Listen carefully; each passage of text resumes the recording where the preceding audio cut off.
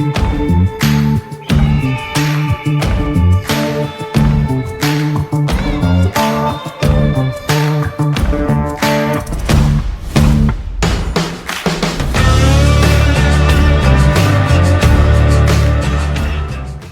history of mobile home parks, manufactured housing communities.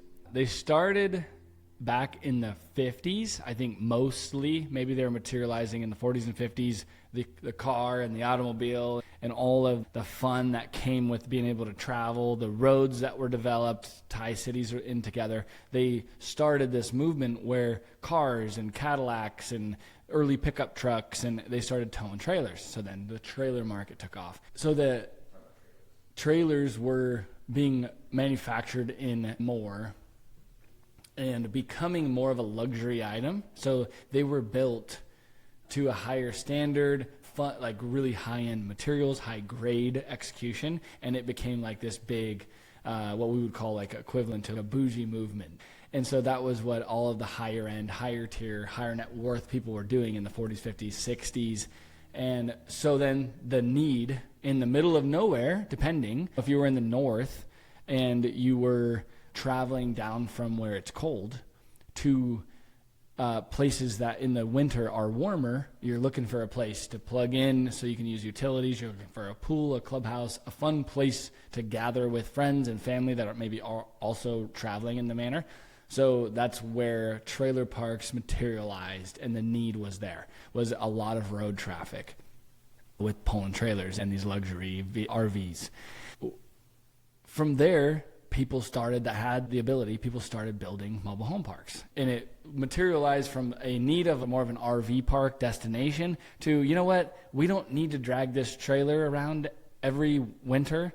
Let's just buy a trailer and leave it there on site.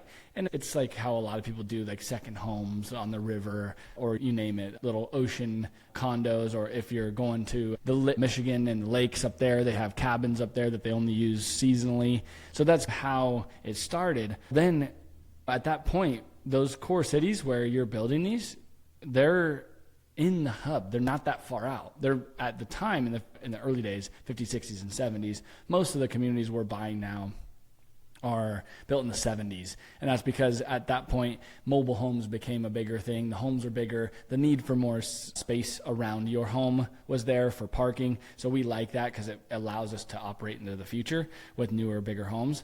But in those days, it was all materialized from more or less the RV park. So guys started building them. And lo and behold, from the 50s, 60s, and 70s to now, those mobile home parks are located in core city locations. They're not far from Main Street.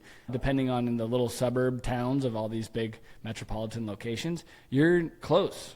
So that's a big plus to the irreplaceable nature of mobile home parks, is really that age distinction, and they got to come in and materialize when just outside of Main Street was not far from Main Street. And so that's really neat. Like, I'll take you back to the first community we ever bought was built in 1952, and it was 28 units, and it was on Main Street, and it was literally 200 yards from the little downtown building, city building, and it was in the city of Brighton, Colorado. And that deal, we ended up needing to go legally to bat for replacing units because it was a pretty dense trailer park. The units were really close together. So we had to show and legally flex on the city so that they would allow us to input new homes in spaces that the homes got too damaged to renovate. So we go down this process, and lo and behold, we pull aerial footage. You can pull aerial footage of all these properties that go back, like, I think into the 40s. We found it. We found the location where farm fields still exist, and then you click a couple more years forward into the 50s, and there it is. The mobile home park is there, and it materialized. This one materialized as a place to allow workforce for the farm and the agricultural needs. That's where the workforce housing was, and they brought in their own trailers to live out of the community. Well, it was there before the Main Street even existed. Like, it was a couple of little roads that came together at an intersection, And the mobile home park was like the first thing there. So then historically, we had the grandfathering, and we could use it as a non-conforming use.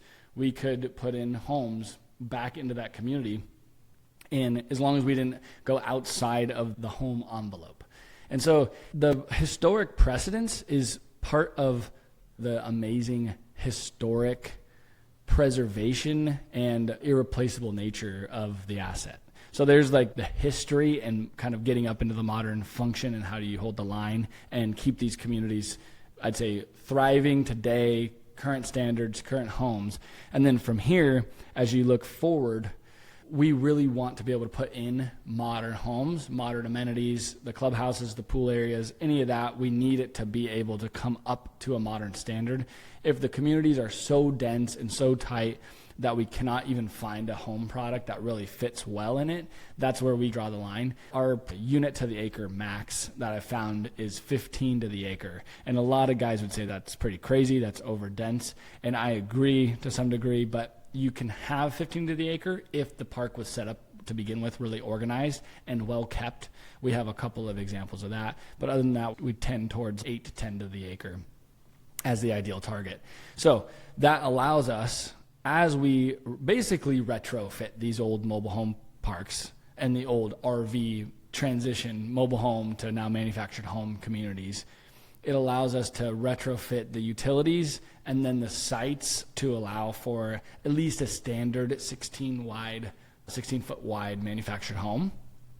And then it just becomes, okay, how many bedrooms, how long can we get it, or can we put a double wide in? With the nature of family mobile home parks being our core target for the properties we're buying, the more bedrooms, the bigger the square footage of the home, the better. So we're always trying to get the biggest home we can in each. And that's where I'd say the future is for us long term, is we're going to continue to buy mobile home parks that are in these core metropolitan locations that have the ability to maybe not be double wide communities long term, but they can at least accept a 16 foot wide standardized single, or at a minimum they make a good 14 wide mobile home. And you do these infill projects for each of them, and you can really make a cute community out of an old rundown community from the previous owners. If they didn't just keep it up and give it the TLC that's needed, you can take these old communities that look like a place you wouldn't want to be, and you can completely reimagine them and bring them up to speed by doing 5 to 10% of the units per year over the first 5 years. And little by little, you end up with a serious 30 to 50% of the community ending up with newer grade, newer homes. You set a precedence with the clubhouse, the pool area, all the furnishings. And now all of a sudden, an old community that was like the old dog in the neighborhood is now a really great, affordable place to live. The homes are reasonably priced, the rent's fair market rent, and it's half or 60% of an equivalent square footage apartment in the next door, that immediate marketplace. So then if you take it to like projecting the dream in the space, is we start to use these manufactured homes, modular homes. I'll just do a quick little segment. I've heard it a million different ways. Everyone gets hung up on mobile homes, manufactured homes, and modular homes. The key difference and distinction to really understand is, do you keep the frame rails on it? A mobile home and a manufactured home is just a different name for the same thing. It's also a rebranding effort for the industry to bring it up to a modern description. So a manufactured home is a home built in a factory that the frame rails are retained once you set up the home in the community. When you go to a modular, the only difference is the structure of the home is built so that you can remove the home from the frame rail, crane it onto a stem wall like block foundation, and set it up more as a permanent home. And so it's not that much more expensive, like roughly 10% more on the total cost to do a modular versus a manufactured home. So we do manufactured homes in our communities because there's no need to remove the frame rail. So there's a quick little snippet on the differences. So then the future, big picture, like if I was to cast a fun vision, is we build communities that are just outside of these awesome newer development areas occurring all over the country, and you build like a awesome, wholesome community that's an agriculturally based, like mini farms. Maybe you have a vineyard, the parks, and they have really great amenity, like full Class A amenity package. But then you build 500 or 1,000 modular homes with lots that you can sell the lots off, and you can still let the residents and the incoming people that would want to be the home buyers in this case, they can still win on the real estate side, but you can bring construction and overall development costs way down because you're bringing in a factory built product and then just finishing it and setting it permanently on site as a modular. And you can open up to a regular mortgage product that is able to be bundled by FHA and all of the main lenders, and it would bring a full circle to the building methodology, which is the factory built method. And I'd say that would be like my dream big picture, is we start to build these awesome communities that have a mini farm, and you have the parks and all the stuff, and then you can still benefit from the land ownership, because I love hard assets. I'm a real estate guy, so I understand the consumer based idea around home ownership. But I think where we're going to keep going is building out this portfolio of awesome wholly owned communities where we own the real estate, rent the spaces. But then I'm hopeful that the future brings a factory built or a modular built community for single family for sale product. And I think that we could probably cut the overall development cost of those in half, or maybe we cut 20 to 30% on those. And the guys can still make a profit that are the home builders or community master plan builders, but they're not making double if they don't need to. And it becomes like the logical affordable housing first home starting place, opposed to building them on site. Because the idea of building a home on site today and bringing truckloads of lumber, truckloads of concrete, and all this stuff to the actual physical location that you are then going to erect this structure is crazy to me.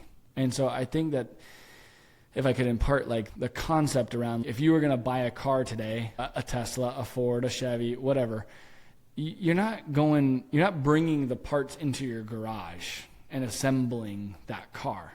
And that's really what we're doing still. Even if you were to say, oh, we build them in 100 or 500 unit tracks, you taking all these home components and putting them on the lots that they're going to. Okay, but the crews still have to go there. The product still has to go from, Home Depot, the supply houses, the lumber yard has to go to these places, versus just creating a central hub where everything's assembled, and then you're just bringing in these sections or pods and bringing them on via crane, which you're using cranes and things, the smaller ones, to bring in large chunks of the drywall and all the stuff anyways. So you really could reduce time on the build out, total construction time, all the trades in and out, stepping on each other, all that goes away. You could really bring some efficiencies by building all the homes. Mostly, probably 80-90% of the building gets built and done at the factory, and then from there brought on, and the whole community could materialize in a matter of weeks. So the whole concept around factory built housing, I'm hopeful, is kind of the future, and we don't have to recreate the wheel here because it's already done within the manufactured home plants around the country. They're everywhere, they're all over the country, and we could just adapt those factories to build for more of a single family product. All right, if you're enjoying this content, hit the subscribe button and turn on notifications, and check out the description below for our websites listed. Thanks a lot for joining.